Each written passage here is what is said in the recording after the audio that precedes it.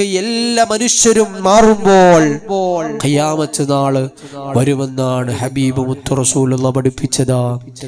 പ്രിയമുള്ള ഉമ്മമാരെ, ഇനിക്കാലം വിദൂരമല്ല.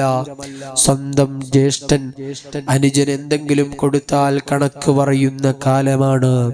സ്വന്തം ജ്യേഷ്ഠന് സ്വന്തം വാഹനം കൊടുക്കാൻ മടിക്കുന്ന കാലാണ്. അതേപോലെ എന്തെങ്കിലും കൊടുത്താൽ തന്നെ കണക്ക് പറഞ്ഞു തിരിച്ച് പ്രതീക്ഷിക്കുന്ന കാലമാണ്. അങ്ങനെയുള്ള കാലത്തേക്ക് നമ്മുടെ ഓരോ ശൈലികൾ, ജീവിത ചിട്ടകൾ മാറിക്കൊണ്ടിരിക്കുകയാണ്. പരസ്പര സ്നേഹം എവിടെയാണ്? പരസ്പര പ്രതിബദ്ധത എവിടെയാണ്? ഇതൊക്കെയും മന്യമായി പോയിക്കൊണ്ടിരിക്കുകയാണ്. ഇത് ഞാൻ പറഞ്ഞത് നിസാരമായി നിങ്ങൾ എടുക്കുന്നുണ്ടോ? ഇത് നിങ്ങൾ നിസാരമായി കാണുന്നുണ്ടോ? ഇത് പറഞ്ഞതിന്റെ പേരിൽ എന്നെ എന്ത് പറഞ്ഞാലും പ്രശ്നമില്ല.